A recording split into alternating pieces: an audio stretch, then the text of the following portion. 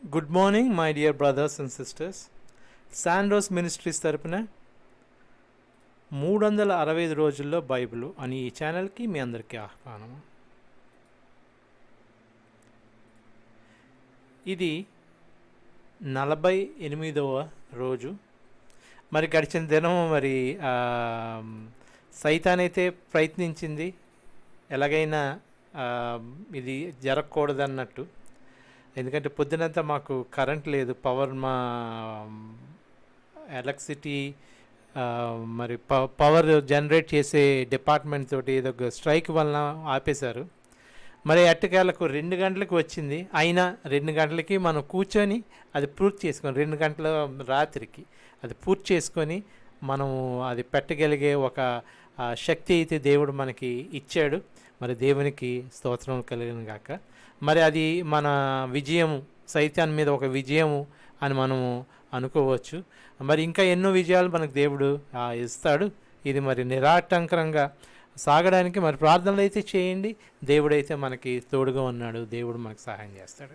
ఇవాళ సంఖ్యాకాండము 8, 9, 10వ అధ్యాయములు చదువుకుంటాం. మరి దాంట్లోకి వెళ్దాం.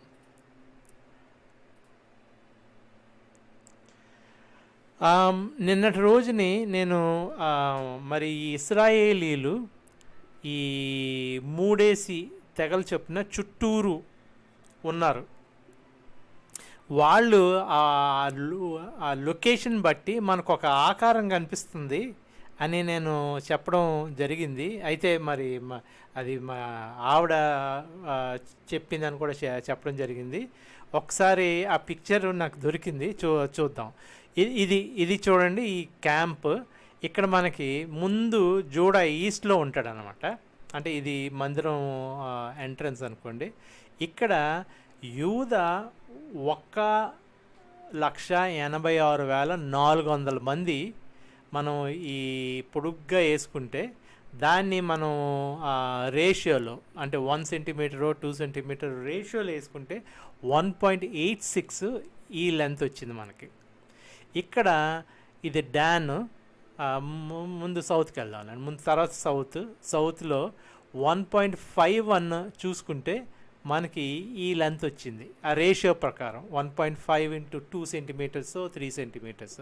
మరి వీళ్ళకి ఈ బిల్డింగ్లు చేసే వాళ్ళకి చిన్న ఆ బిల్డింగ్ అంతా ఒక చిన్న బొమ్మలాగా ఆ షీట్ మీద గీసినప్పుడు వాళ్ళు రేషియోని బట్టి 2 సెంటీమీటర్లు, అది 10 అడుగులు ఉందంటే అది 2 సెంటీమీటర్ల లాగా అలాగా ఆ రేషియోని బట్టి చేస్తారు. అలాగే మనం 1.5 చూసుకుంటే ఈ పొడుగు వచ్చింది మనకి, ఈ పొడుగు వచ్చింది మనకి. అలాగే 1.6 చూసుకుంటే మనకి ఆ తర్వాతది ఎఫ్రాయిం. అంటే ఇక్కడ యోసేఫ్ 2 పిల్లలు, బెన్యామీను 3 తెగలు వేస్తే ఈ పొడవు వచ్చింది 1.6. ఇక్కడ డాన్ నార్త్లో అంటే ఈ డాన్, ఆషేరు, నఫ్తాలి ఈ ముగ్గురు ఇది చూసుకుంటే 1.5 అని చూసుకుంటే మీకు ఈ లెంత్ వచ్చింది. ఇది చూడండి మరి షేప్ ఎలా ఉంది. ఇది క్రాస్ అనమాట. అక్కడ ఇజ్రాయేల్కు క్యాంప్ అంతా కలిపి ఒక క్రాస్లా కనిపిస్తుంది మనకి అక్కడ.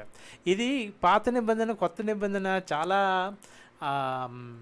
సిమిలారిటీస్ ఉంటాయండి. అందుకోసమే మనం ఇది కోయిన్సిడెంటల్గా జరిగింది కాదు. అందుకోసమే చాలా అద్భుతాలు ఇందులో. మరి జాగ్రత్తగా చూసుకుంటే మనం దేవుడు ఉన్నాడు, దేవుడు ఈ గ్రంథంలో ఉన్నాడు, ఈ గ్రంథం దేవుని గ్రంథం అని చెప్పుకోవడానికి ఎన్నో ఆశ్చర్యకరమైన సంగతులు జరుగుతాయి, ఇక్కడ ఉన్నాయి ఇందులో. అదే మళ్ళీ ఇప్పుడు ఈ రోజుల్లో మనం కంపేర్ చేసుకుంటే దానికి ప్రూఫ్స్ కూడా కనిపిస్తున్నాయి. సైంటిఫిక్గా ఏంటి, మెడికల్గా ఏంటి, మరి ఆర్కిటెక్చరల్గా ఏంటి. మళ్ళీ మీరు ఈ వాక్యాలన్నిటిని చూసుకొని అది మరి ఒక మ్యాథమెటికల్గా ఈ వాక్యాల్లో చూసుకుంటే కొన్ని అద్భుతాలు కూడా కనిపిస్తాయి. అది నేనైతే ఇప్పుడు అయితే వివరించలేను, కానీ అలాంటి అద్భుతాలు చాలా కనిపిస్తాయి. ఇది దేవుని గ్రంథము అని ఒక నిదర్శనం చూపించడానికి మనకి. మరి ఇవాళ వాక్యంలోకి వెళ్దాము. సంఖ్యాకాండము 8. దీపాల స్తంభాన్ని అహరోను వెలిగించుట. తర్వాత యెహోవా మోషేతో మాట్లాడారు. ఆయన ఇలా చెప్పారు, నువ్వు అహరోనుతో మాట్లాడి ఇలా చెప్పు, దీపాలను వెలిగించినప్పుడు ఆ 7 దీపాల వెలుగు 7 దీపాల స్తంభానికి ఎదురుగా పడేలా చూడు. మళ్ళీ అక్కడ ఇక్కడ 7 దీపాలు చూస్తున్నాం మనం. మళ్ళీ అక్కడికి వెళ్ళిపోతే మళ్ళీ ఎక్కడికో రెవల్యూషన్స్కి లోకి వెళ్ళిపోతే మళ్ళీ 7 దీపాలు కనిపిస్తాయి మీకు. అహరోను అలాగే చేశాడు.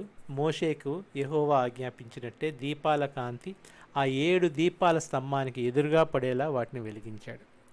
దాని అడుగు నుండి పైన పువ్వుల వరకు ఆ దీపస్తంభాన్ని సాగగొట్టిన బంగారంతో చేశారు. దాన్ని ఎలా చేయాలో యెహోవా మోషేకి చూపించారు. లేవి గోత్రం వారిని వేరు చేయట. యెహోవా మళ్ళీ మోషేతో మాట్లాడారు. ఆయన ఇలా చెప్పారు, ఇశ్రాయేల్ ప్రజల్లో నుండి లేవి వారిని వేరు చెయ్యి, తర్వాత వారిని పవిత్రం చెయ్యి. వారిని పవిత్రం చేయడానికి ఇలా చెయ్యి, పరిహారం కోసం వారిపై పవిత్ర జలాన్ని చిలకరించు. వారిల్లో ప్రతి ఒక్కడు మంగలి కత్తితో తన శరీరంపై ఉన్న జుట్టు అంతటిని నున్నగా కత్తిరించుకొని తన బట్టలు దుక్కొని తనను పవిత్రం చేసుకోవాలి. ఆ తర్వాత వారు ఒక కోడె దూడను దాని నైవేద్య అర్పణగా నూనె కలిపిన సన్నని గోధుమ పిండిని తీసుకురావాలి. పాపాల కోసం చేసే బలిగా మరో కోడెనంటే కోడె దూడని తీసుకురావాలి. తర్వాత నువ్వు వారిని సన్నిధి గుడారం ఎదుటికి తీసుకురావాలి. ఇశ్రాయేలు సమాజాన్నంతా సమావేశపరచాలి. లేవి వారిని యెహోవానైన నా ఎదుట నిలబెట్టు. అప్పుడు ఇశ్రాయేల్ ప్రజలు లేవి వారి పైన తమ చేతులుంచాలి. లేవి వారిని అహరోను నా ఎదుట సమర్పించాలి. ఇశ్రాయేలు ప్రజల తరపున వారిని కదలిక అర్పణగా నా ఎదుట కదిలించాలి. కదలిక అర్పణ అన్నది మనం అంతకుముందు చూసాము. ఇలాగా హీవ్ ఆఫరింగ్ అంటారు. అది పైకెత్తి ఎలాగంటే అది దేవుడికి ఇచ్చినట్టు. ఆ దేవుడికి ఇచ్చింది మళ్ళీ యాజకులు తీసేసుకుంటారు. ఎందుకు? అది దేవుడికి ఇచ్చింది దేవుడి ద్వారా, దేవుడు వాళ్ళకి ఇచ్చినట్టు అనమాట. అదొక నిదర్శనం. ఇక్కడ లేవీయులు దేవునికి అర్పింపబడతారు. దేవుడు వాళ్ళని తీసుకెళ్ళి మళ్ళీ యాజకులకి తిరిగి ఇస్తాడు అనమాట. సో ఈ యాజకుల సొత్తు ఈ లేవీయులు. అంటే ఈ యాజకులకి వాళ్ళు ఈ గుడారంలో మరి సేవ చేయాలి. అది మరి నిర్ణయింపబడిన కార్యక్రమం. అలాగే లేవి వారిని అహరోను నా ఎదుట సమర్పించాలి. ఇశ్రాయేల్ ప్రజల తరపున వారిని కదలిక అర్పణగా నా ఎదుట కదిలించాలి. లేవి వారు నాకు సేవ చేయడానికి అతడు ఈ విధంగా చేయాలి. లేవి వారు ఆ కోడె దూడల తలలపై తమ చేతులుంచాలి. లేవి వారి కోసం పరిహారం చేయడానికి పాపం కోసం అర్పణగా ఒక ఎద్దును, దహన బలిగా మరొక ఎద్దును నువ్వు నాకు అర్పించాలి. ఇది కూడా మళ్ళీ చూడండి. ఇక్కడ ఎప్పుడైనా ఇది ఒక పాపం కోసం చేసే అర్పణగా ఒక ఎద్దు అన్నప్పుడు దాని వెన్నెమ్మటే దహన బలిగా మరొక ఎద్దు, ఆ 2 కలిపి చెయ్యాలి. ఏ బలి అయినా 2 కలిపి ఉంటాయి. మరి దీన్ని నాకు వచ్చిన తలంపు, దేవుడు నాకు చెప్పిన తలంపు ఏమొచ్చిందంటే, పాపం చేసే బలి మన పాపాలని తీసివేయడానికి. ఇప్పుడు ఈ బలులైతే కప్పిపుచ్చినాయి అంతే, వాటిని తీసే శక్తి వీటికి లేకపోయింది. ప్రతిసారి బలులు వచ్చినప్పుడు వాళ్ళ చేతులు పెట్టి వాళ్ళ మీద ఈ దూడల మీద వారి పాపాలని ఆ పశువులకి పంపించి ఆ పశువులు వీళ్ళు బదులు వాళ్ళు అయ్యి మరి బలి అవుతాయి. అది అలాగా మన పాపాలని ఒక కప్పి పడి ఉంటాయి. ఎందుకు కప్పిపడి ఉంటాయంటే మరి సంవత్సరం మళ్ళీ అదే చేస్తున్న బలులు చేయాలి. ఆ బలి ఒక్కసారిగా పర్మనెంట్గా తీసివేయడానికి యేసు ప్రభు మన బదులు అర్పించుకోరు. ఎలాగైతే ఈ కోడె దూడ మరి ఇశ్రాయేలీల బదులు మరి ఆ పాపాలు తీసుకునేది బలి అవుతుందో, అలాగా మన బదులు యేసు ప్రభు మన కోసం బలి అయ్యారు. దానికి మరి ఈ అర్పణ ఏంటి? దహన బలి. అంటే మొత్తం అన్నీ ఉన్న పార్ట్స్ అన్నీ కాలిపోవాలి, అన్నీ దేవుడికి వెళ్ళిపోవాలి. ఇది యేసు ప్రభువు కూడా చేశారని కూడా అనుకోవచ్చు. ఆయన ఏది దాయకుండా మొత్తం సర్వస్వం ఆ యెహోవా దేవుడికి చేశారని. కాకపోతే ఒక చిన్న పాయింట్ ఏంటంటే, అపోస్తలుడైన పౌలు మీరు సజీవ యాగంగా మీరు బలి అవ్వాలి అని ఒక పాయింట్ రేజ్ చేశాడు ఆయన. దాన్ని బట్టి 2, 2, 2 and 2 కలిపితే 4 అయినట్టు నాకు వచ్చిన తలంపు ఏంటంటే, అది యేసు ప్రభు ఆ బలి అయినప్పుడు మనం సజీవంగా మనం కూడా బలి అవ్వాలి. అదే ఈ దహన బలి. ఈ దహన బలి ఏంటంటే మొత్తం అన్నీ దేవుడికి అర్పించాలి, ఏ పార్ట్ ఉంచుకోకూడదు. అలాగే మనం అన్నీ దేవుడికి అర్పించుకోవాలి. మళ్ళీ ఏది ఇది ఉంచుకొని దేవా ఇది ఒక్కటి వదిలేదేవా, ఇదంటే నాకు ఇష్టం దేవా, దీన్ని వదులుకోలేను దేవా అని అనడానికి లేదు. అది కూడా ఇచ్చేది దేవుడు, ఇచ్చేవంటే లేదు. ఆ సమయం కూడా నాదే, ఈ సమయం కూడా నాదే, ఆ పని కూడా నాది, ఈ పని కూడా నాది, ఆ తలంపు నాది, ఈ తలంపు నాది, ఇంకే తలంపులు ఉండకూడదు, నీకు అంతా దేవుని వల్లనే తలంపులు. ఇలాగా ఆ దేవునికి మనం సంపూర్ణంగా అర్పించుకొని మన పాపాలు కడగబడిన తర్వాత మనం కూడా మనం దేవుడికి అర్పించుకొని సజీవ యాగానికి ఒక చిహ్నం ఏంటంటే, యాగానికి ఒక బలి పశువుకు చిహ్నం ఏంటంటే లోపం లేనిదై ఉండాలి. మరి లోపం లేనిదై ఉండి అది చంపబడిపోతుంది. మరి ఇక్కడ డిఫరెన్స్ ఏంటి, సజీవ యాగంగా మనం ఉంటాం కాబట్టి మనం బతుకున్నంత కాలం లోపం లేకుండా మనం ఉండాలి. అది ఆ పాయింట్లో అక్కడ ఆ డిఫరెన్స్. మనం వెళ్దాం. ఇది చాలాసార్లు మరి ఎక్స్ప్లెయిన్ చేశాను. మరి మళ్ళీ ఒకసారి ఆపర్చునిటీ దొరికింది కాబట్టి మీకు అది చెప్తున్నా. ఇలా కదిలించాయి ఇది చేసి వారు నాకు సేవ చేయడానికి అతడు ఈ విధంగా చేయాలి. 12 లేవి వారి కోడి దూడల తలలపై తన చేతులు ఉంచాలి. లేవి వారి కోసం పరిహారం చేయడానికి పాపం కోసం అర్పణగా ఒక ఎద్దును, దహన బలిగా మరొక ఎద్దును నాకు అర్పించాలి. వారిని అహరోను ఎదుట అతని కొడుకుల ఎదుట హాజరుపరిచి నాకు కదలిక అర్పణగా నా ఎదుట నిలబెట్టాలి. ఈ విధంగా నువ్వు ఇశ్రాయేలు ప్రజల నుండి లేవి వారిని వేరు చేయాలి. లేవి వంశం వారు నాకు చెందిన వారుగా ఉంటారు. ఇదంతా అయ్యాక లేవి వారు సేవ చేయడానికి సన్నిధి గుడారంలోకి వెళ్ళాలి. నువ్వు వారిని పవిత్రపరచాలి. వారిని నాకు కదలిక అర్పణగా నా ఎదుట వారిని ఎత్తి పట్టుకోవాలి. ఎక్కడ వీళ్ళకే ఉందండి ఆ ఛాన్స్, మనం లోపలికి వెళ్ళడానికి లేదు. మనం బయటే అర్పణలు ఏమైనా ఇస్తే ఆ బలి అర్పణలు మోషే దగ్గరికి తీసుకొస్తే మోషే అవన్నీ వారి అర్పణ చేస్తారు. ఈ అతి పరిశుద్ధ స్థలంలోకి వీళ్ళు వెళ్ళగలరు, ఈ లేవి వంశస్థులు వెళ్ళగలరు. అతి పరిశుద్ధ స్థలాల్లోకి వీళ్ళు ఎవరు, అహరోను మట్టుకే వెళ్ళగలరు, ఎందుకంటే ఆయన యాజకుడు కాబట్టి. ఇక్కడ ఒక చిన్న కాంట్రవర్సీ జరిగింది. వీళ్ళు ఏమన్నారంటే, ఏ లేవీయులు ఎందుకే వెళ్ళాలి, మేము ఎందుకు వెళ్ళకూడదు, మేము కూడా ఆయన్ని చేయగలంటే మరి ఆ లేవీలు అది చేయగలరని మోషే చేసినాడు. మోషేతో వాళ్ళు ఆర్గ్యూ చేసి మేము కూడా చేయాలంటే మోషే సరే అయితే మీరు నించోండి అన్నాడు. వీళ్ళు పళ్ళను పట్టుకొని పరిశుద్ధ స్థలంలో ఎవరు లేవి కానోళ్ళు కొంత ఒక రెబల్ గ్రూపు, ఒక తిరుగుబాటుదారులు అనుకుందాం, వాళ్ళు వచ్చి వాళ్ళు నించుని ఉంటే అగ్ని వచ్చి మసి అయిపోయారట. వాళ్ళు బోన్స్ కూడా మిగలలేదట, అంత మసి అయిపోయారట. అంత అగ్ని వచ్చి అలా దహించిపోయారట. అలాగే దేవుడు ఎంత కరుణాత్ముడో, దేవుని ప్రకారం మనం నడుచుకోకపోతే ఆ రోజుల్లో ముఖ్యంగా మరి యెహోవా ఉన్న రోజుల్లో మరి అంత ఇదిగా ఆయన అంత స్ట్రిక్ట్గా ఉంటారు. ఆయన యెహోవా దేవుడు. మనం ఆ యెహోవా దేవుడు ఎందుకు కట్టినట్టు, యెహోవా దేవుడు కట్టినట్టు కాదు. అక్కడ మీకు అర్థమవుతున్నది, యెహోవా దేవుడు కాదు, అక్కడ దేవుడు ఏ దేవుడైనా, మీ దేవుడైనా మా దేవుడైనా ఎవరి దేవుడైనా యెహోవా దేవుడు. ఆయన కోపం అలాంటిది, ఆయన కార్యాలు అలాంటివి. ఆయన చెప్పితే చెయ్యాలంతే. ఇది ఈ విధంగా చెయ్యండి, లేవీలే నాకు కావాలి అంటే లేవీలే వెళ్ళాలి, ఇంకెవరు వెళ్ళకూడదు. చదువుకుందాం. ఈ విధంగా నువ్వు ఇశ్రాయేలు ప్రజలను లేవి వారిని వేరు చేయాలి. లేవి వంశం వారు నాకు చెందిన వారుగా ఉంటారు. ఇదంతా అయ్యాక లేవి వారు సేవ చేయడానికి సన్నిధి గుడారంలోకి వెళ్ళాలి.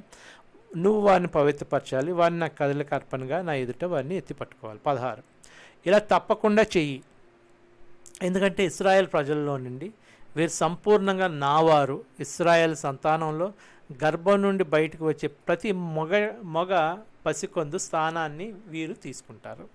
లేవి వారిని నేను తీసుకున్నాను, ఎందుకంటే ఇశ్రాయేలు ప్రజల్లో ప్రతి మొదటి సంతానం నాదే. ఇది మనుషులకి పశువులకి వర్తిస్తుంది. ఈజిప్టులో మొదటి సంతానం నేను సంహరించినప్పుడు వీరిని నా కోసం ప్రత్యేకించుకున్నాను.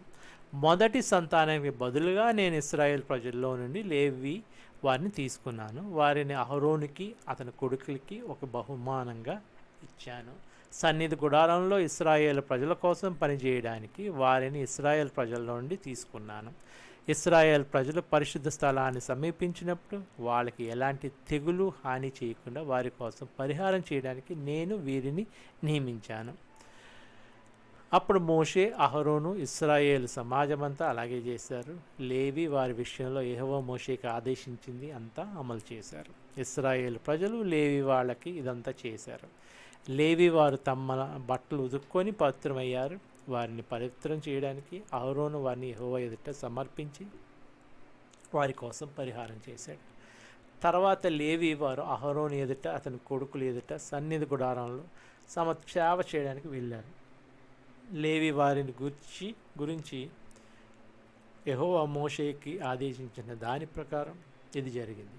లేవి వాళ్ళందరికీ ఇలాగే జరిగించారు. యెహోవా తిరిగి మోషేతో మాట్లాడారు. 25 సంవత్సరాలు అంతకంటే ఎక్కువ వయసున్న లేవి వాళ్ళందరికీ ఇలాగే చెయ్యి. వారి సన్నిధి గుడారంలో సేవ చేయడం కోసం చేయాలి. అయితే వాళ్ళకి 70 ఏళ్ళు వచ్చాక ఈ విధంగా చేసే సేవ నుండి విరమించాలి. వారు అక్కడితో ఆగిపోవాలి. సన్నిధి గుడారంలో పనిచేసే తమ సోదరులకు వారు సాయం చేయవచ్చు, కానీ సేవ నుండి మానుకోవాలి. ఈ విషయాలన్నింటిలో నువ్వు వాళ్ళకి మార్గదర్శనం చెయ్యాలి. అంటే 50 ఏళ్ళు వచ్చేంత వరకు ఈ సేవ చేయాలట. 50 ఏళ్ళు వచ్చిన తర్వాత వాళ్ళు రిటైర్మెంట్ అవుతుంది అని.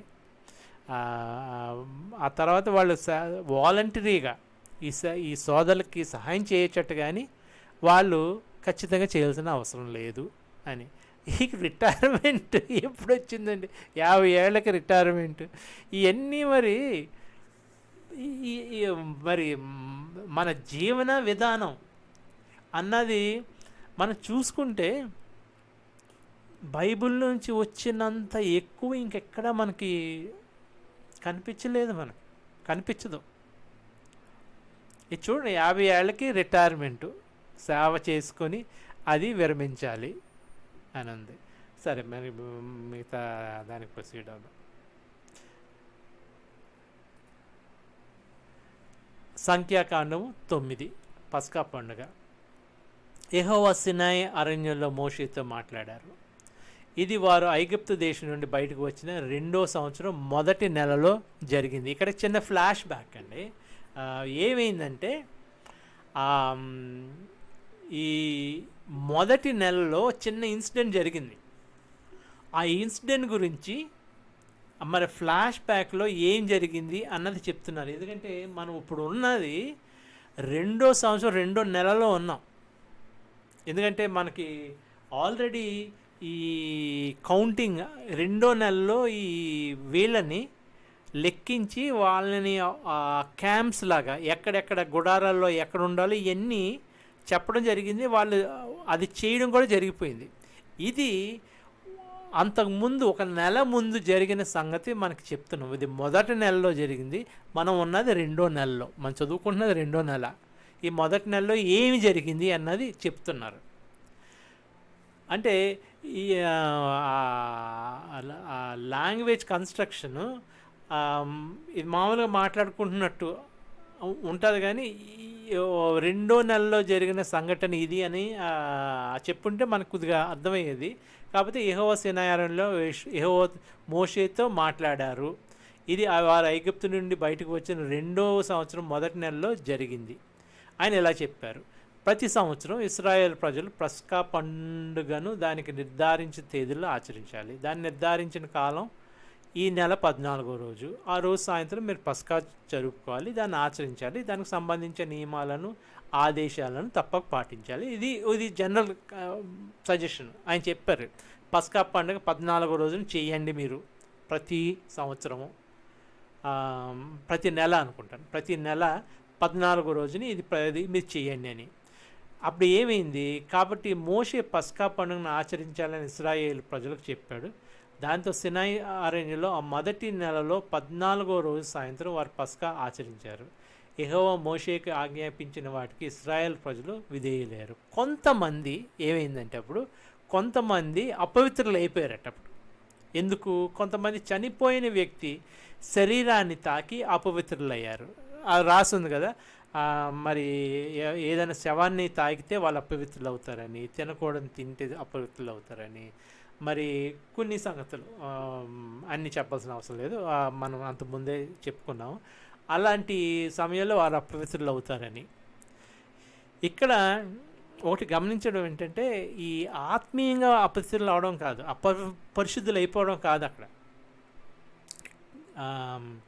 ఈ మరి ఆ శవం ఎలాంటి శవం, ఎలా చనిపోయిందో, మరి ఆ రోజుల్లో మరి డాక్టర్లు నిర్ణయించి ఇది దీనివల్ల చనిపోయింది, దీన్ని ముట్టుకుంటే మీకు హాని అని చెప్పే స్థితి లేదు. కాబట్టి ఏ శవాన్ని ముట్టుకున్నా వారు అపవిత్రులు అవుతారు. ఏమవుతుంది అప్పుడు?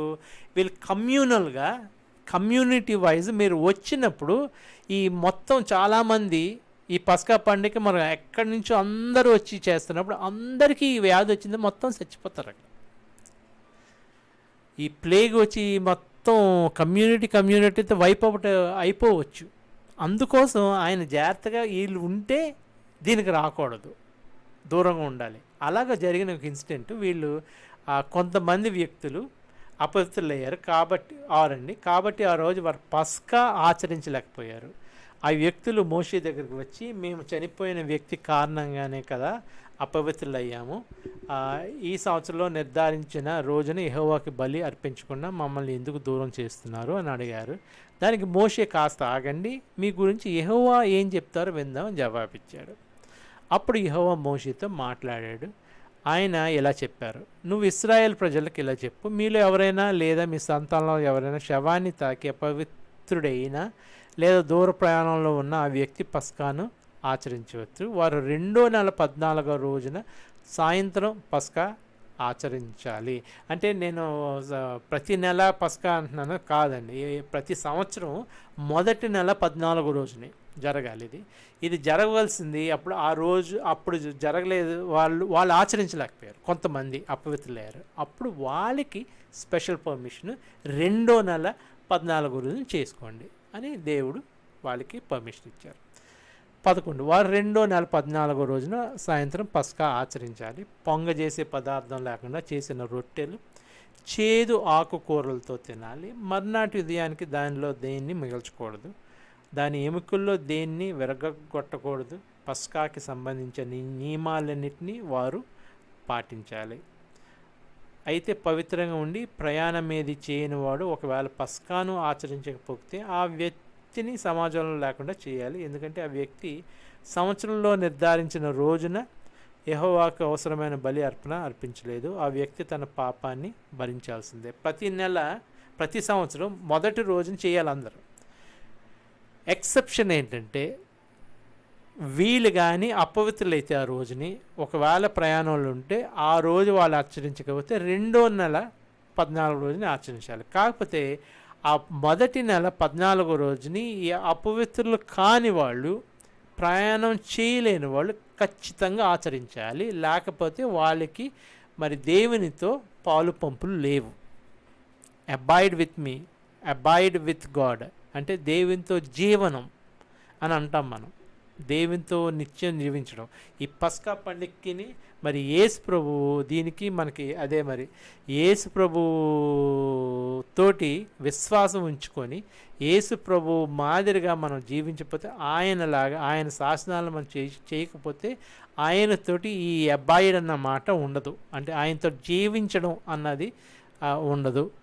అది మనకి తర్వాత కొత్త నిబంధనలో పేతురు రాసిన గ్రంథంలో అనుకుంటాను మనకి కనిపిస్తుంది, 2వ పేతురు అనుకుంటాను. అందులో మీరు కానీ ఆయన లాస్ని మనం పాటించకపోతే, ఆయన మరి ఆజ్ఞల్ని మనం ఉంచకపోతే మన దేవునితోటి will not abide with him అని ఉంటుంది. కరెక్ట్గా మరి నాకు సెంటెన్స్ జ్ఞాపకం లేదు, కానీ అలాంటి మీనింగ్ వచ్చేది. అలాగా వీళ్ళు ఖచ్చితంగా ఈ పస్కా పండుగని ఆచరించాలి. ఇంకోటి సాయంత్రం ఆచరించాలని ఉంది చూడండి ఇక్కడ. ఇవన్నీ చాలా విచిత్రమైనవి మనకు. సాయంత్రం ఆచరించాలి 3 గంటలకు అన్నమాట. అది సాయంత్రం 3 గంటలకి ఈ పస్కా పండుగ ఇదవుతుంది. ఇంకోటి ఆ పస్కాకి బలి ఇచ్చిన ఆ దీంట్లో ఆ ఎముకలు దేన్ని విరగొట్టకూడదు, దాన్ని తినాలి. ఇవన్నీ చూడండి మీరు. యేసు ప్రభు మన కోసం ఆ బలి పశువుగా అని మనం అది దాని అర్థం. అది ఆయన ఆయన మన కోసం బలి అయిన ఆయన 3 గంటలకు చనిపోయారు. ఆయన కరెక్ట్గా ఈ పస్కా ఈ మరి జంతువుని ఏ సమయానికి వధించాలో అదే సమయానికి ఆయన చనిపోయారు 3 గంటలకి. ఆయన ఎముకల్లో దేన్ని విరగొట్టబడలేదు. ఆయన్ని మరి భుజించకపోతే మనకి, అంటే భుజించడం అంటే ఆయన మాంసం లిటరల్గా తినడం అని కాదు, మరి ఎంతోమందికి అర్థం కాలేదు. అంటే ఆయన్ని ఆత్మీయంగా మనం తినకపోతే మనకి ఆయనతో పాలు పంపులు లేవు అని దాని అర్థం వచ్చేలాగా ఇక్కడ కూడా. అంటే ఇదంతా ఫిజికల్ ఆస్పెక్ట్స్ మనకు పాత నిబంధనలో ఎక్స్ప్లెయిన్ చేయబడతాయి. అదే మనకి స్పిరిచువల్గా కొత్త నిబంధనలో కనిపిస్తుంది. అయితే పవిత్రంగా ఉండి ప్రయాణం ఏది చేయని వాడు ఒకవేళ పస్కాను ఆచరించకపోతే ఆ వ్యక్తిని సమాజంలో లేకుండా చేయాలి. ఎందుకంటే అంటే ఆ కమ్యూనిటీ లేదు అతనికి ఇంకా. ఎందుకంటే ఆ వ్యక్తి సంవత్సరంలో నిర్ధారించిన రోజున యెహోవాకు అవసరమైన బలి అర్పణ అర్పించలేదు. ఆ వ్యక్తి తన పాపాన్ని భరించాల్సిందే. మీ మధ్య నివసించే విధేయుడు ఎవరైనా యెహోవా గౌరవం కోసం పస్కాను ఆచరించాలనుకుంటే అతడు ఆయన ఆదేశాలను అనుసరించాలి. నియమాలను అనుసరించే పస్కా ఆచరించాలి. పస్కాను అనుసరించే విషయాల్లో మీ దేశంలో పుట్టిన వాడికి మీ మధ్య నివసించే విదేశీయుడికి ఒకే విధానం ఉండాలి. మందిరం పైగా మేఘం కనిపించట. మందిరాన్ని నిలబెట్టిన రోజున మేఘం నిబంధన శాసనాల గుడారాన్ని కమ్ముకుంది. సాయంత్రానికి మేఘం మందిరం పైన కనిపించింది. అది మర్నాటి ఉదయం వరకు అగ్నిలా కనిపించింది. అది ఎల్లప్పుడూ అలాగే కనిపించింది. మేఘం మందిరాన్ని కమ్మి రాత్రిలో అగ్నిలా కనిపించింది. గుడారం పైనుండి ఆ మేఘం పైకి వెళ్ళిపోయినప్పుడు ఇశ్రాయేల్ ప్రజలు ప్రయాణం సాగించారు. ఆ మేఘం ఆగినప్పుడు ఇశ్రాయేల్ ప్రజలు నిలిచి గుడారాలు వేసుకున్నారు. ఇది జరిగినాయి అని కాదు, జనరల్గా ఇలాగ జరుగుతూ వచ్చింది అని. అప్పటికప్పుడు దీని తర్వాత ఇది జరిగింది, దానితో జరిగింది అన్నది కాదు, అక్కడ జరిగిపోయినట్టు కాదు. వీళ్ళు అంటే అప్పటికి ఇంకా వాళ్ళు కదలలేదు. అక్కడ వీళ్ళు కదిలింది ఎలాగ కదిలేరో అని ఒక జనరలైజ్డ్గా ఇలాగ జరిగింది వాళ్ళు కదిలినప్పుడు అని అర్థం అన్నమాట. అంటే ఇప్పుడు వీళ్ళు కదిలిపోయినట్టు కాదు. అక్కడ ఇంకా వాళ్ళ ప్రయాణం అంతా కొన్ని అధ్యాయాలు అయిన తర్వాత మనకు కనిపిస్తుంది వాళ్ళు కదలడం. ఇది ఎలాగ కదిలేవారు అన్నది ఒక జనరలైజ్డ్ డిస్క్రిప్షన్ ఇచ్చాడు అన్నమాట. 15 మందిరాన్ని నిలబెట్టిన రోజున మేఘం నిబంధన శాసనాల గుడాన్ని కమ్ముకుంది. అంటే ఎలాగ జరిగిందంటే మేఘం ఉన్నప్పుడు ఆయన వచ్చి కూర్చుండేవాడు. ఆయన ఈ మేఘం కమ్మిందంటే ఈ కెరూబుల మధ్యన కూర్చుండేవాడు. ఆయన ఉన్నప్పుడు ఎవరు లోపలికి వెళ్ళడానికి వీల్లేదు, దీన్ని ముట్టుకోవడానికి వీల్లేదు.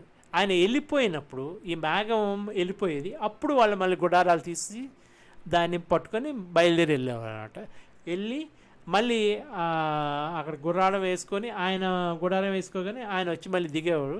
ఆయన ఎంతకాలం ఆ గుడారంలో ఉండేవారో అంతకాలం వీళ్ళు దాన్ని గుడారాన్ని ముట్టుకుండేవారు కదా. ఒక రోజు 3 రోజులు అయిపోతే ఒక రోజు అయిపోతే ఇలాగా ఎన్ని రోజులు అది ఆ మేఘం ఆయన ఆ గుడారంలో ఉంటారు, వీళ్ళు ముట్టుకుండేవారు కాదనమాట. ఆయన వెళ్ళిపోయిన తర్వాత మళ్ళీ తీసి మళ్ళీ ప్రయాణం అలా జరిగింది అని చెప్తున్నారు ఇక్కడ. ఇది క్రానలాజికల్గా జరిగినట్టు కాదు, అప్పుడప్పుడు జరుగుతున్నట్టు కాదు, ఎలాగ జరిగింది అని చెప్పడం. మందిరాన్ని నిలబెట్టిన రోజున మేఘం నిబంధన శాసనాల గుడాన్ని కమ్ముకుంది. సాయంత్రానికి మేఘం మందిరం పైగా కనిపించింది. అది మర్నాటి ఉదయం వరకు అగ్నిలా కనిపించింది. అది ఎల్లప్పుడూ అలాగే కనిపించింది. మేఘం మందిరాన్ని కమ్మి రాత్రిలో అగ్నిలా కనిపించింది. గుడారం పైనుండి ఆ మేఘం పైకి వెళ్ళిపోయినప్పుడు ఇశ్రాయేల్ ప్రజలు ప్రయాణం సాగించేవారు. ఆ మేఘం ఆగినప్పుడు ఇశ్రాయేల్ ప్రజలు నిలిచి గుడారాలు వేసుకునేవారు. యెహోవా ఆదేశాల ప్రకారం ఇశ్రాయేలు ప్రజలు ప్రయాణం సాగించారు. ఆయన ఆదేశాల ప్రకారం గుడారాలు వేసుకొని నిలిచిపోయారు. మందిరం పైన మేఘం నిలిచినప్పుడు తమ గుడారం శిబిరంలో ఉండేవారు. మేఘం ఒకవేళ ఎక్కువ రోజులు మందిరం పైన ఉండిపోతే యెహోవా ఆదేశాలను బట్టి ఇశ్రాయేలు ప్రజలు ప్రయాణం చేసేవారు కాదు. కొన్నిసార్లు మేఘం కొన్ని రోజులు మాత్రమే మందిరం పైన నిలిచి ఉంటే వారు కూడా నిలిచిపోయేవారు. యెహోవా ఆదేశాల మేరకు గుడారాలు వేసుకొని తిరిగి ఆయన ఆదేశాల ప్రకారం ప్రయాణం అయ్యేవారు. కొన్నిసార్లు మేఘం సాయంత్రం నుండి మర్నాటి ఉదయం వరకు ఉండేది. అప్పుడు ఉదయం మేఘం వెళ్ళగానే ప్రయాణం మొదలు పెట్టేవారు. ఒకవేళ మేఘం ఒక పగలు ఒక రాత్రి ఉంటే ఆ మేఘం వెళ్ళిన తర్వాత మాత్రమే ప్రయాణం చేసేవారు. ఆ మేఘం 2 రోజులు కానీ, ఒక నెల కానీ, లేదా ఒక సంవత్సరం కానీ మందిరం పైన నిలిచిపోతే ఇశ్రాయేలు ప్రజలు ప్రయాణం చేయకుండా తమ గుడారాల్లో ఉండిపోయేవారు. ఆ మేఘం వెళ్ళిపోయిన తర్వాత మాత్రమే ప్రయాణం చేసేవారు. యెహోవా ఆదేశాలకు విధేయులై వారు తమ గుడారాలు వేసుకున్నారు. యెహోవా ఆదేశాలకు విధేయులై ప్రయాణం చేశారు. యెహోవా మోషే ద్వారా తమకిచ్చిన ఆదేశాలకు వారు విధేయులయ్యారు. సంఖ్యాకాండం 10. మరి ఇంతమంది కొన్ని లక్షల మందిని బయలుదేరండి, లేకపోతే రండి, అందరు కూడుకోవాలి, పెద్దలందరూ కూడుకోవాలి, ఇది చెప్పడం ఎలాగా? ఈ ఎంతో కాస్త వెళ్ళిపోతుంది. వాళ్ళు క్యాంప్కి వెళ్ళి రండి అంటే వాళ్ళందరూ ఈ 1,00,000 మంది అధికారులకు చెప్తే ఈ అధికారులు మళ్ళీ వాళ్ళ గుడారాల్లోకి వెళ్ళి రండి ఇంకో బయలుదేరే టైం అయింది, ఇవన్నీ చేయడానికి మీరు ఆలోచించండి. ఇది అడ్మినిస్ట్రేటివ్గా మనకు చాలా కష్టమైన పనిది, వీళ్ళందరినీ సమకూర్చడం. మనకైతే ఫోన్ కాల్స్ ఉన్నాయి కాబట్టి టక్కటక్కగా ఫోన్ కాల్స్ చేసేసి మరి బయలుదేరండి టైం అయింది అని వెళ్తే వీళ్ళందరికీ మెసేజ్ పంపించి బయలుదేరండి, వాట్సాప్ మెసేజ్ పంపితే బయలుదేరండి టైం అయింది. అది మరి ఆ రోజుల్లో మరి టెలిఫోన్లు, సెల్ ఫోన్లు లేని సమయంలో ఏంటి పద్ధతి అన్నది మీరు తెలుసుకోవాలంటే మరి వినండి. సంఖ్యాకాండం 10 వెండి బాకాలు. యెహోవా మోషేతో మాట్లాడారు. ఆయన ఇలా అన్నారు, 2 వెండి బాకాలు చేయించు. వెండిని సాగగొట్టి వాటిని చేయించాలి. సమాజాన్ని సమావేశం కోసం పిలవడానికి, సేనలను తరలించడానికి ఆ బాకాలను ఉపయోగించాలి. సన్నిధి గుడారం ఎదుట నీ దగ్గరకు సమాజమంతా సమావేశం కావడానికి యాజకులు ఆ బాకాలు ఊదాలి. యాజకులు ఒకే బాకా ఊదితే ఇశ్రాయేలు సమాజంలో నాయకులు, తెగల పెద్దలు నీ దగ్గరకు రావాలి. అంటే ఈ ఊదడంలో ఈ 2 బాకాలు చేసి ఈ ఊదడంలో డిఫరెంట్ ప్యాటర్న్స్ ఉన్నాయన్నమాట. ఆ ప్యాటర్న్స్ ప్రకారం వీళ్ళు అర్థం చేసుకుంటారనమాట. ఒకటి ఒక్కసారి ఊదితే బో అని ఊదితే అది నాయకులు, తెగల పెద్దలు అందరు కలిసి మీటింగ్ అనమాట, కాన్ఫరెన్స్ మీటింగ్ ఇది అని అందరూ బయటకు వస్తారు. మీరు పెద్ద శబ్దంతో వాటి ఊదితే అది సంకేతం భావించి తూర్పు వైపున ఉన్న సేనలు ప్రయాణం ప్రారంభించాలి. అంటే గట్టిగా పెద్ద శబ్దంతో అయితే ప్రయాణం అయ్యే సమయం అయింది. ముందు తూర్పు, ఈ యోధా వాళ్ళు ముందు అక్కడ ఉంటారు కాబట్టి వాళ్ళు బయలుదేరుతారు. మీరు రెండోసారి పెద్ద శబ్దంతో వాటిని ఊదితే అది సంకేతంగా భావించి దక్షిణ వైపున సైన్యాలు ప్రయాణం మొదలెట్టాలి. అంటే గట్టిగా ఊదారనుకోండి, అందరికీ వినిపిస్తుంది. మొదటిది వచ్చిందంటే అందరూ ఆగుతారు అనమాట. ఓకే, రెండవది వచ్చేంత వరకు ఆగాలని వీళ్ళు బయలుదేరుతారు అనమాట. ఎవరు? ఈ యూదా జనం అంతా వచ్చి పొజిషన్కి వచ్చాక అప్పుడు మళ్ళీ గట్టిగా ఇంకోటి ఊదుతారు అనమాట. అప్పుడు మళ్ళీ నెక్స్ట్ ఎవరు ఫాలో అవుతారంటే ముందు తూర్పు, ఆ తర్వాత దక్షిణం వాళ్ళు అంటే రూబేను, సిమ్యోను, గాదు, ఆ తర్వాత తూర్పు పడమర వాళ్ళు, ఆ తర్వాత ఉత్తరం వాళ్ళు, ఇలాగా బయలుదేరి వెళ్తారనమాట. మీరు రెండోసారి పెద్ద శబ్దంతో వాటిని ఊదితే అది సంకేతంగా భావించి దక్షిణం వైపున సైన్యాలు ప్రయాణం మొదలుపెట్టాలి. వారి ప్రయాణం ప్రారంభించినప్పుడు పెద్ద శబ్దంతో ఊదాలి. సమావేశం కూడినప్పుడు బాకాలు ఊదాలి, కానీ పెద్ద శబ్దం చేయకూడదు. యాజకులైన అహరోను కొడుకులు ఆ బాకాలు ఊదాలి. మీ తరతరాల్లో మీ సంతానికి అది నిత్యమైన నియమంగా ఉండాలి. మిమ్మల్ని బాధించే శత్రువుకి వ్యతిరేకంగా మీ దేశంలో యుద్ధానికి బయలుదేరే సమయంలో ఆ బాకాలు పదే పదే పెద్ద శబ్దంతో ఊదాలి. అప్పుడు మీ దేవుడైన యెహోవా అని నేను మిమ్మల్ని జ్ఞాపకం చేసుకొని శత్రువుల నుండి మిమ్మల్ని రక్షిస్తాను. మీ పండుగల సమయంలోనూ నెల ప్రారంభంలోనూ మీరు వేడుకలు చేసుకునేటప్పుడు మీరు అర్పించే దహన బలుల గౌరవార్థం, మీ శాంతి బలుల గౌరవార్థం మీరు బాకాలు ఊదాలి. ఇవి మీకు మీ దేవుడైన నన్ను జ్ఞాపకం చేస్తాయి. నేనే యెహోవాను నీ దేవుడిని. అలాగే ఈ వెండి బాకాలతోటి, మరి సెల్ ఫోన్ లేని రోజుల్లో మరి ఈ వెండి బాకాలతోటి, ఈ బోర్లు ఊది ఆ సిగ్నల్స్ తోటి వాళ్ళు ఏమేమి చేయాలి అన్నది నిర్ణయించారన్నమాట. మరి ప్రొసీడ్. ఇశ్రాయేల్ ప్రజలు సీనాయిని వదిలిపెట్టడం. 2వ సంవత్సరం 2వ నెల 20వ రోజున శాసనాల గుడారం పైనుండి మేఘం వెళ్ళిపోయింది. ఇక్కడ ఎప్పుడు స్టార్ట్ అయింది అనమాట. అర్థమైందండి. అక్కడ 14వ రోజున పస్కా పండుగ అయిపోయింది.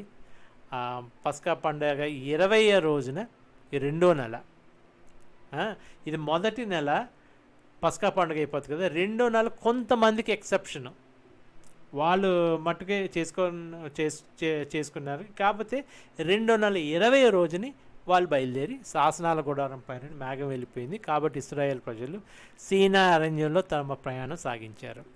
మేఘం తిరిగి పారాను అరణ్యంలో నిలిచింది. యెహోవా మోషేకి ఇచ్చిన ఆజ్ఞలను బట్టి వారు తమ మొదటి ప్రయాణం చేశారు. యూదా గోత్రం వారి ధ్వజం కింద ఉన్న సైన్యం మొదట శిబిరం బయటికి కదిలింది. అమ్మినాదాబు కొడుకు నయస్సోనా సైన్యానికి నాయకుడు. ఇస్సాకారు గోత్రం సైన్యాన్ని సుయారు కొడుకు నెతనేలు నడిపించాడు. జెబులూను గోత్రం సైన్యానికి హేలోను కొడుకు ఏలియాబు నాయకుడు. మీరు ఇవన్నీ ఎలాగ జ్ఞాపకించుకోవాలి అనుకుంటే, మీరు రెండు జేలు ఇక్కడ, జూడా జెబులూను, ఐ జీజ్ అన్నట్టు మీకు శబ్దం వస్తుంది. జే అంటే జూడా, ఇస్సాకారు, జెబులూను. ఆఖరిని డాన్ అని వస్తుంది.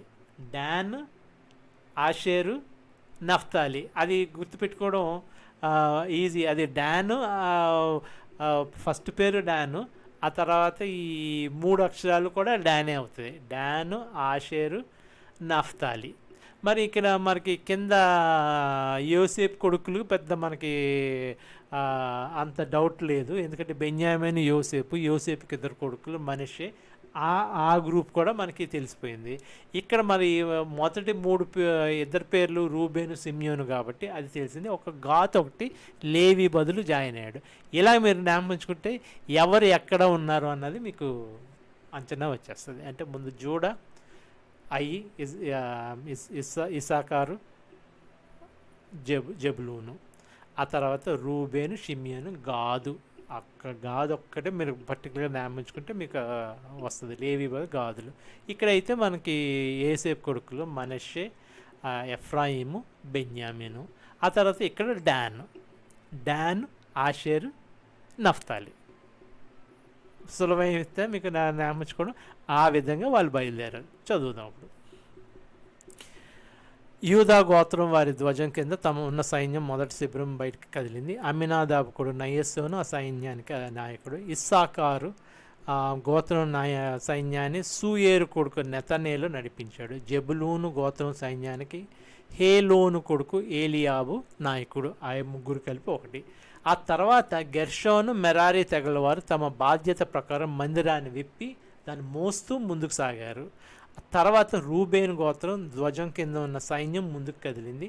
ఆ సైన్యానికి నాయకుడు షెదేయూరు కొడుకు ఎలీసూరు. సిమ్యోను గోత్రం సైన్యానికి సూరి షదాయి కొడుకు షెలుమియేలు కొడుకు.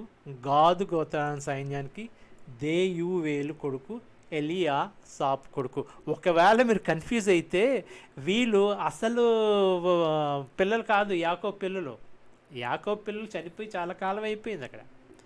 ఈ యాకోబు పిల్లలకి తర్వాత ఇది 3వ జనరేషన్ అనుకుంటాను నేను. యూజువల్గా చూసుకుంటే మనకి 3వ జనరేషన్లో కనిపిస్తారు వీళ్ళు అసలు యాకోబు పిల్లలకి వీళ్ళు మనవలో ముని మనవలో వీళ్ళు వాళ్ళ సంతానం రోజుల్లో సంగతి ఇది. వాళ్ళు ఆ తెగల నుంచి వచ్చిన వీళ్ళు ఈ ఈ గోతాల్లాగా ఉన్నారన్నమాట. కహాతు తెగవారు ప్రయాణమయ్యారు. వారు పరిశుద్ధ స్థలంలోని పరిశుద్ధ పరికరాలను మోస్తూ వెళ్ళారు.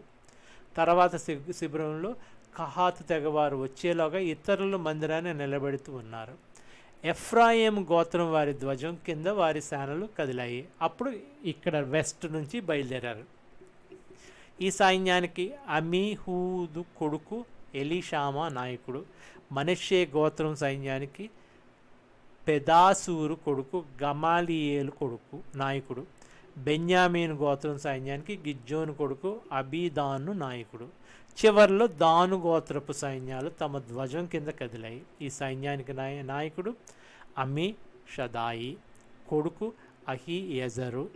ఆషేరు గోత్రం సైన్యానికి ఒక్రాను కొడుకు పగియేలు నాయకుడు.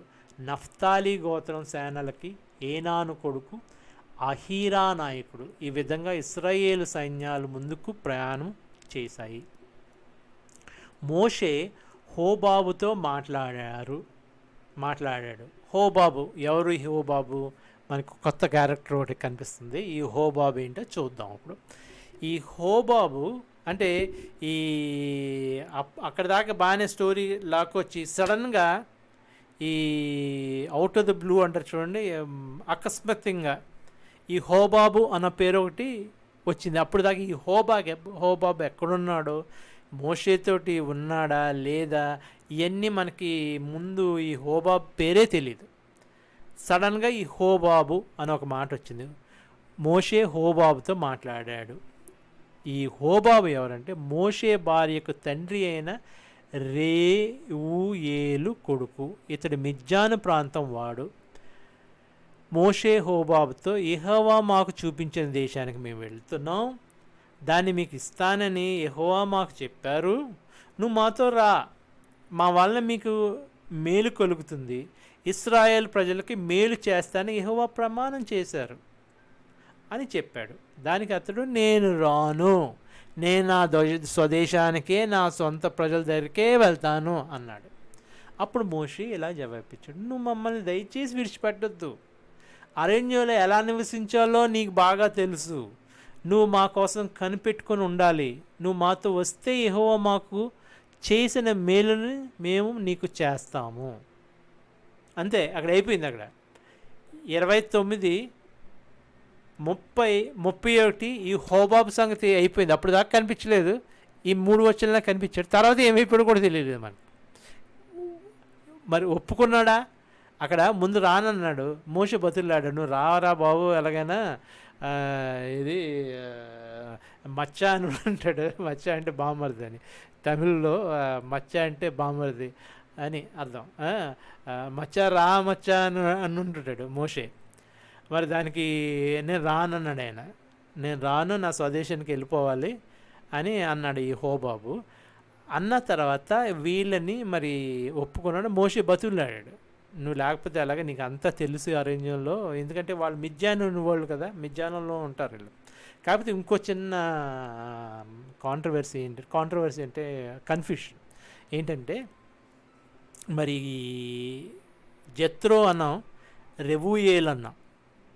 ఈయనకి రెండు పేర్లు చూస్తూ ఉంటాం మనకి మోషే గారి మాంగారికి. ఆయన మిద్యానీయుడు అన్నాం.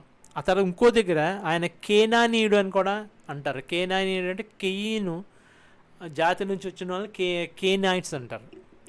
ఈయన కేనాయిట, మిద్యానువాడ, కేనీయుడా అన్నది మనకి చిన్న కన్ఫ్యూజన్ ఉన్నప్పుడు నేను ఒకటి చెప్తాను. ఎంతోమంది ఇండియన్స్ చాలా ప్రదేశాల్లో సెటిల్ అయిపోతారు. ఇక్కడ మనకి మా దేశంలో చూస్తే చాలామంది ఇండియన్స్ ఎప్పుడో 150 ఏళ్ల క్రితం వచ్చి సెటిల్ అయిపోయారు. వాళ్ళు మీరు ఏ జాతి వాళ్ళు అంటే మేము ట్రినిడాడ్ వాళ్ళం అంటాం. వాళ్ళు అంటారు, మేము ఇండియన్స్ అని ఎవరు అనరు. ఎందుకంటే వాళ్ళకి ఎన్నో జనరేషన్స్ నుంచి వాళ్ళు ఇక్కడే ఈ దేశంలోనే ఉండిపోయారు కాబట్టి వాళ్ళ ఆ దేశం ఇదే. అలాగా ఈయన కేనానీయుడైన ఎవరు, ఆ, మోషే మాంగారు, జెత్రో కానీ రెయూయల్ కానీ ఆయన ఈ మిద్యాన్ ప్రాంతంలో ఉండిపోయాడు కాబట్టి ఆయన మిద్యానీయుడు అని ఒక దగ్గర అన్న, కేనానీయుడు అని ఇంకో దగ్గర అన్న. ఇది ఆ రెండిట్లకి మరి బైబిల్లో ఇది కాదు, అది అక్కడ ఫాల్ట్ కాదు అది. ఆయన ఆ ప్రాంతంలో ఉన్నాడు కాబట్టి మిద్యాన్ ప్రాంతంలో మిద్యానీయుడు. ఆయన ఒరిజినల్గా ఏ రేస్ అంటే కేనానీయుడు. అది అక్కడ మనకి అర్థమైపోతుంది. ఇక్కడ వీళ్ళు మిద్యాను వాళ్ళు ఎవరు అంటే ఒరిజినల్గా వాళ్ళ ఆచరించేది యెహోవా దేవుని ఆచరించేవారు. ఎందుకు? అబ్రహాముకిని కెతూరాకి, అబ్రహాంకి ముందు సారా భార్య అయితే తర్వాత సారా చనిపోయిన తర్వాత కెతూరా అని ఒక ఆవిడని చేసుకుంటాడు. ఆ కెతూరా అన్నవాడికి పుట్టిన వాళ్ళు ఈ మిద్యానీయులు. ఈ మిద్యాన్ ప్రాంతంలో ఈ రెవూయేలు ఉన్నాడు కాబట్టి ఈ జెత్రో ఉన్నవాడికి మిద్యానీయుడు అని అంటారు. కాకపోతే వాళ్ళ పద్ధతిలో వాళ్ళు యెహోవా దేవుణ్ణి పూజించేవారు. కాబట్టి మోషే వెళ్ళినప్పుడు ఆయన సంతోషిస్తాడు, అబ్బా మా దేవుడు ఎంత గొప్ప కార్యం చేసి అంటే యెహోవా దేవుడిని పూజించి మిగతా దేవుని కూడా పూజిస్తూ ఉండేవారేమో తెలియదు నాకు ఆ మిద్యానీయులు. కాకపోతే మీరు మర్చిపోయిన యెహోవా దేవుడు అని ఒక సందర్భంలో మోషే అనడం కూడా జరుగుతుంది. అంటే ఆయన ఎంతో సంతోషిస్తాడు అనమాట. అది చూడు మరి యెహోవా దేవుడు ఎంత అని ఆయన మరి అబ్రహాము సంతానం నుంచి వచ్చాడు. అలాగ ఒక చిన్నది ఇక్కడ మళ్ళీ వద్దాం. ఈ హోబాబుని అడిగాడు మోషే. మరి హోబాబు ఒప్పుకున్నాడో లేదో ఈ 33లో మనకైతే తెలియదు. ఎందుకంటే వారు యెహోవా కొండ దగ్గర నుండి 3 రోజులు ప్రయాణం చేశారు. అక్కడ హోబాబు వచ్చినట్టు లేదు. కాకపోతే మళ్ళీ మనం న్యాయాధిపతుల్లోకి వెళ్ళినప్పుడు అక్కడ వీళ్ళు మరి అక్కడక్కడ సెటిల్ అయినప్పుడు వీళ్ళు కూడా ఈ కేనానీయులు, ఈ హోబాబు అక్కడ సెటిల్ అయినట్టు, వాళ్ళ ఒక ప్రాంతంలో సెటిల్ అయినట్టే వీళ్ళతోటి పాటు ఈ హోబాబు కూడా వెళ్ళాడు అని మనకి ఒక అంచనా వేసుకోవచ్చు అన్నమాట. మరి ముందుకు వెళ్దాం. అది హోబాబు సంగతి. వారు యెహోవా కొండ దగ్గర నుండి 3 రోజులు ప్రయాణం చేశారు. వారి విశ్రాంతి స్థలం కోసం చేసిన 3 రోజుల ప్రయాణంలో యెహోవా నిబంధన శాసనాలు పెట్టి వాళ్ళకి ముందుగా కదిలింది. వారు తాము మజిలీ చేసిన స్థలం నుండి ప్రయాణం చేసినప్పుడు యెహోవా మేఘం పగటి వేళ వారి మీద ఉంది. నిబంధన పెట్టే ప్రయాణం కోసం లేచినప్పుడల్లా మోషే, యెహోవా లే, నీ శత్రువులను చెదరగొట్టు, నేను ద్వేషించే వారిని నీ ఎదటి నుండి తరిమి కొట్టు. అంటే లే అంటే కమ్ అని దాని అర్థం. లే అంటే లెగు, నిద్రపోతున్నావు కదా. యెహోవా ఎప్పుడు నిద్రపోడు, కునకడు, నిద్రపోడు ఆయన. అది యెహోవా ప్రతినిత్యం మనల్ని కనిపెట్టుకుంటాడు. యెహోవా లే అంటే కమ్ అని, కమ్ లెట్స్ డూ దిస్ అని అన్న. యెహోవా నిద్రపోయావా, మరి నీకు పాడతాను, ఒక పాట పాడి నేను లేపుతాను అన్న సన్నివేశం కాదు ఇక్కడ. యెహోవా లే, నీ శత్రువులను చెదరగొట్టు, నిన్ను ద్వేషించే వారిని ఎదుటి నుండి తరిమిగొట్టు అనేవాడు. నిబంధన పెట్టి ఆగినప్పుడు మోషే, యెహోవా లక్షలాది మంది ఇశ్రాయేల్ ప్రజలకి దగ్గరికి తిరిగిరా అనేవాడు. అలాగా 2 సార్లు ఈయన ఒక టైప్ ఆఫ్ ప్రేయర్ చేసేవాట. అది ఇవాళ వాక్యము. మరి బయలుదేరారండి ఇంకా ఇశ్రాయేలీలు. మరి చూద్దాం వాళ్ళ. ఇప్పుడు దాకా మనం ఆగాము, అక్కడ చిన్న హాల్ట్ జరిగింది. ఆ హాల్ట్ ఎన్ని రోజులు సీనాయి దగ్గర ఉండిపోయారో మరి నేను ఆ డేటా చూడలేదు. రేపు మీరు వస్తే ఖచ్చితంగా వాళ్ళు ఎన్ని రోజులు అక్కడ ఉండిపోయారు అన్నది చెప్తాను నేను. మరి ఇక్కడ నుంచి వాళ్ళు ఆ ప్రయాణాలు ఎలా జరిగినాయి అన్నది అలా చూద్దాం. మరి వస్తారని అనుకుంటున్నాను. మరి నాతోటి ఈ పూర్తి వరకు 365 రోజులు మరి ఉంటారని నేను అనుకుంటున్నాను. నేను చూస్తున్నాను, వ్యూస్ చూస్తున్నాను. కొన్ని వ్యూస్ తగ్గినా మళ్ళీ అవి అందుకుంటున్నాయంటే ఈ మరి మీ పని ఒత్తిడిలో మీరు డిలే చేసిన మళ్ళీ ఆ క్యాచప్ చేస్తున్నారని నాకు అనిపిస్తుంది. మరి వందనాలండి. మరి దేవునికి స్తోత్రాలు. మరి సబ్స్క్రైబ్ చేయండి. సబ్స్క్రైబ్ చేస్తే మీకు డైరెక్ట్గా వచ్చేస్తాయి. ఈ సబ్స్క్రైబ్ నేను చేయడం ఎందుకు అడుగుతున్నానంటే మానిటేషన్ వాల్యూ గురించి కాదు, ఎందుకంటే మా దేశానికి ఆ మానిటేషన్ వాల్యూ లేదు. సబ్స్క్రైబ్ చేస్తే మీకు డైరెక్ట్గా ఏది మిస్ అవ్వకుండా వచ్చే ఆస్కారం ఉంటుందని అనుకుంటున్నాను. కామెంట్లు పెట్టండి, మీరు ఎవరు కామెంట్లు పెట్టలేదు, ఇది ఇది ఇది కొద్దిగా తప్పు చెప్పావు, లేకపోతే ఇది ఇది ఇది అనుకుంటాను, ఇలాగ నన్ను కూడా కరెక్ట్ చేయండి. నేను కూడా ఐఎమ్ వెరీ యంగ్, అంటే యంగ్ అంటే నేను వయసులో అంటలేదు, ఇన్ ది బైబుల్ నాలెడ్జ్. నాకు కూడా చాలా అవసరం, మీ నాలెడ్జ్ ఎంతో నాకు అవసరం. చేయండి, కామెంట్లు చేయండి ప్లీజ్, చెప్పండి. నాకు ఏమైనా అక్కడ నేను తప్పు ఏమైనా చెప్తుంటే చెప్పండి.